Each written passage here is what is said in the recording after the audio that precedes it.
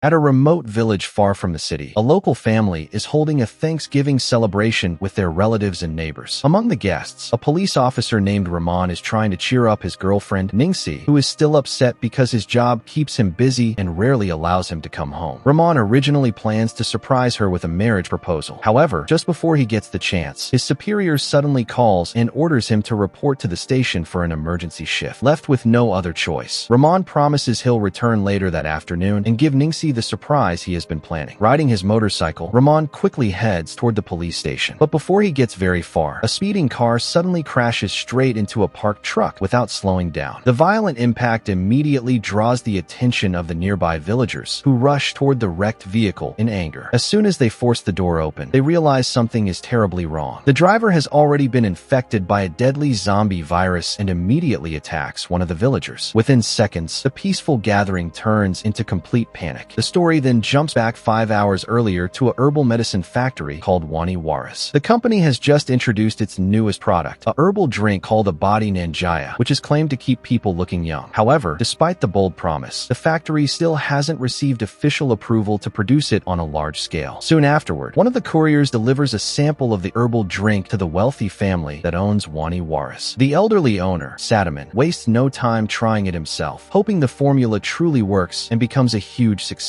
More importantly, he hopes it can erase the wrinkles from his face so his much younger wife, Karina, will love him even more. Not long afterward, Sadaman's daughter, Kins, arrives for a visit with her husband, Rudy, and their son, Raihan. They haven't seen him for a long time, so the family gathers at the mansion. However, when Karina warmly greets them, Kins responds with obvious coldness. She still can't forgive Karina for marrying her father and becoming her stepmother, especially because they used to be close childhood friends. It soon becomes clear that Kins and Rudy aren't visiting just for a family reunion. They want to convince Sadaman not to sell the Wani Waris factory to someone else. To strengthen their proposal, they even prepare several business plans, hoping he'll trust Rudy to take over the company instead. Meanwhile, Raihan goes to visit his uncle Bambang, Kin's younger brother, who spends most of his time playing video games while living off his father's fortune. Even so, Bambang has always been kind to Raihan, especially after watching Kin's and Rudy constantly argue ever since Rudy's affair came to light. Shortly after drinking the herbal medicine, Sadaman begins noticing something unusual. The gray hair on his head suddenly disappears, while the wrinkles on his face begin to fade until he looks almost 10 years younger. The incredible transformation leaves Karina both shocked and delighted, and she even suggests they go on another honeymoon after settling the factory's business. When the rest of the family finally sees him, they're equally stunned by how much younger he looks. As Kins and Rudy present their business proposals, Sadaman unexpectedly changes his mind. Instead of retiring and selling the factory as planned, he announces that he'll continue running the business himself. Sadaman firmly believes that a body nanjaya will make Wani Waris famous across Indonesia and even overseas. After all, no one has ever successfully created a medicine capable of making someone look 10 years younger. His sudden decision immediately sparks a heated argument within the family. Old grudges quickly resurface, including the painful past when Sadaman chose to be with Karina, a decision that left their mother heartbroken until she eventually passed away. Those accusations infuriate Sadaman. He lashes out at his children, accusing them of knowing nothing except how to ask for money, while never appreciating the years of hard work it took him to build Wani Waris from nothing into a successful company. Moments later, something far more terrifying begins to happen. Sadaman suddenly loses control of his body as strange clusters start appearing across his skin before he eventually collapses unconscious. The family immediately assumes he's suffering a heart attack and rushes to help him. But before anyone can react, Sadaman suddenly gets back on his feet with a horrifying new appearance. He has transformed into a zombie and immediately attacks the gardener standing closest to him. His rampage doesn't stop there. Sadaman quickly turns his attention to the family's personal driver, but Bambang manages to intervene and becomes the next target instead. Just as Sadaman is about to bite him, Bambang accidentally fires his bow, sending an arrow straight into Sadaman and killing him instantly. The shocking incident leaves everyone frozen in disbelief. They never imagined that the head of their family could die so suddenly, while Karina completely breaks down because she truly loves her husband. Realizing how serious the situation has become, Rudy immediately tells the driver to call the police. Otherwise, everyone in the house could end up becoming suspects in Sadaman's death.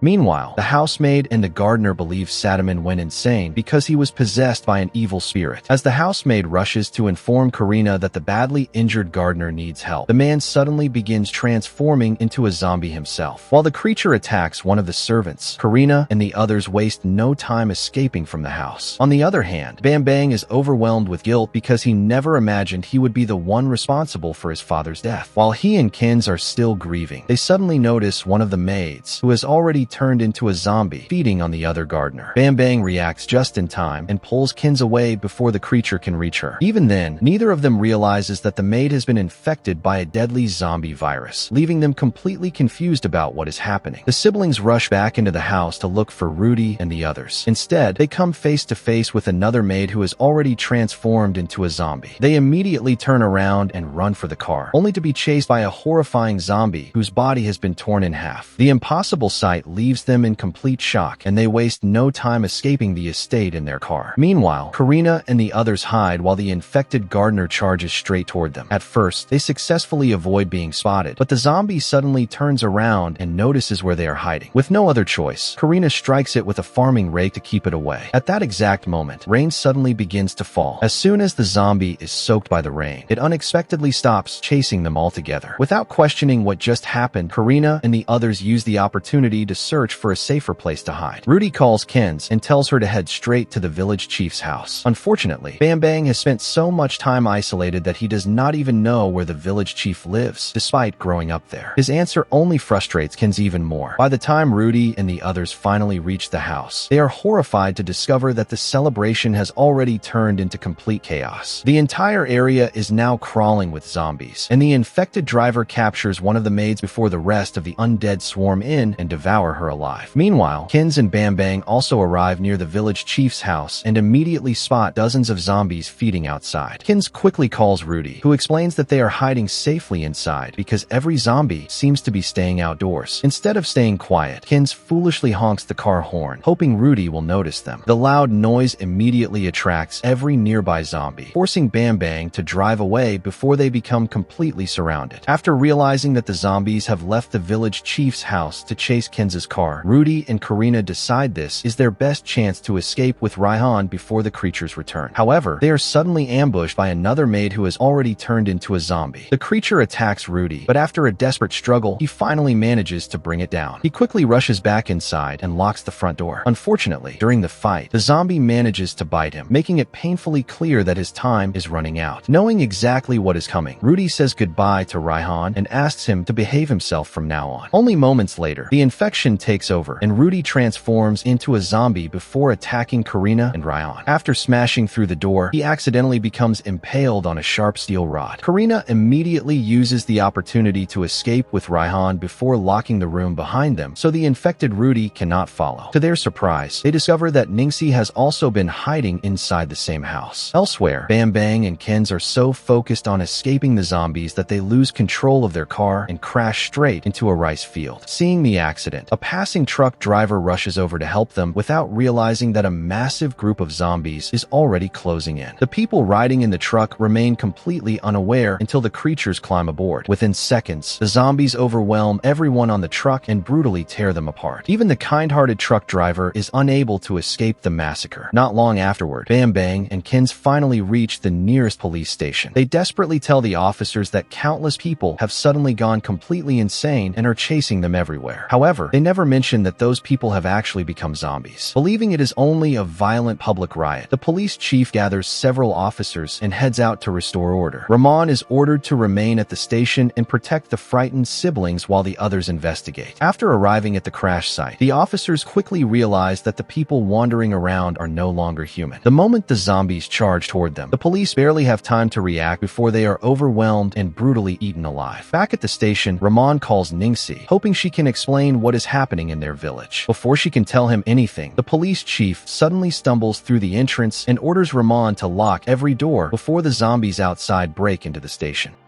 Confused but determined to help, Ramon rushes over to treat the badly wounded police chief. Without any warning, the chief suddenly transforms into a zombie. Bam Bang immediately grabs Ramon's pistol and opens fire, but the creature refuses to go down. A desperate fight erupts inside the station before Ramon and the others finally manage to trap the zombie inside one of the holding cells. Bam Bang urges Ramon to contact police headquarters and request immediate backup before the outbreak spreads any further. Since nobody would believe a report about zombies, Ramon is forced to lie over the radio, claiming that a violent riot has broken out between the villagers. While they wait for reinforcements, Kins repeatedly tries calling Rudy to check whether he and Raihan are still alive. After what feels like forever, Karina finally calls back and tells them that she and Raihan are currently hiding inside a villager's house. On the other end of the call, Kins asks whether Rudy is still with them. Karina reluctantly reveals that Rudy is already dead and has turned into a zombie, just like everyone else. The heartbreaking news leaves Kins in tears as she struggles to comfort Raihan, who has just lost his father. Bam Bang tells Karina to stay hidden and wait for help to arrive. Unfortunately, the growls coming from the infected police chief trapped inside the jail cell begin attracting more and more zombies toward the station. Ramon and the others immediately rush to hold the doors shut before the horde can break inside. At the same time, Ramon realizes that the officers sent to rescue them have already been intercepted by the zombies and never made it through. What started as only a few dozen infected has now grown into hundreds, or perhaps even thousands, and the number keeps increasing every minute. With no chance of holding the entrance any longer, Ramon and the others retreat to the roof just before the zombies smash through the doors. From above, they finally witness the horrifying truth that the zombie outbreak has already spread across the entire village. Kins calls Karina once again and tells her that the backup units from police headquarters have also been attacked by the zombies. That means nobody knows how long they will have to survive on their own. Meanwhile, the horde outside keeps growing larger with every passing minute. As they talk, Kins and Karina briefly remember the days when they used to be best friends. Before her phone battery finally dies, Kins asks Karina that if she does not survive the outbreak, she must protect Raihan and take him somewhere safe. As evening approaches, the call to the ASR prayer suddenly echoes through the village. The sound immediately causes every zombie to sprint toward the mosque. Ramon jokingly assumes they might be heading there to pray, but he quickly realizes they are simply drawn to the sound itself. After distracting them with firecrackers, Ramon comes up with a new plan. If loud noises can lure the zombies away, they might be able to reach the police motorcycles parked nearby and escape. The problem is that the area is still packed with an overwhelming number of zombies. Before making their move, Ramon and the others protect themselves with police riot gear and gather every weapon they can find. Right before leaving, Ramon calls Ningxi and tells her that he is coming to rescue her. Without wasting another second, Ramon and Bam Bang light several firecrackers and try shooting them outside to draw the zombies away. Unfortunately, one of them falls to the floor and explodes inside the station instead, making the zombies even more aggressive as they slam violently against the doors. Ramon finally manages to launch another firecracker far away from the building, and the explosion successfully pulls the entire horde toward the noise. Once they believe the path is clear, the group rushes out of the station to retrieve the motorcycles. However, several zombies are still wandering nearby. They are forced to shoot them, but the gunfire only attracts every zombie in the area. Within moments, Ramon, Bam Bang, and Kins find themselves surrounded by hundreds of infected with nowhere left to run. Right in the middle of the chaos, rain suddenly begins to fall once again. The zombies instantly freeze in place, giving Ramon and the others the perfect opportunity to slip away from the encirclement. At the same time, Karina and Ningxi notice that the zombies outside have also become motionless because of the rain. They quickly leave their hiding place on a motorcycle, but zombie Rudy suddenly breaks out of the room behind them. They immediately speed away before he can catch them. Not long afterward, the rain suddenly stops, and every frozen zombie comes back to life before surrounding the survivors again. This time, Kins manages to escape by climbing into a nearby truck, while Ramon and Bam Bang are forced to retreat back inside the police station. When Ningxi and the others arrive near the truck, Kins honks the horn to let them know where she is. Meanwhile, Ramon fires another round of firecrackers, successfully drawing the zombies away once again. Kins immediately jumps out of the truck and rushes over to rescue her son.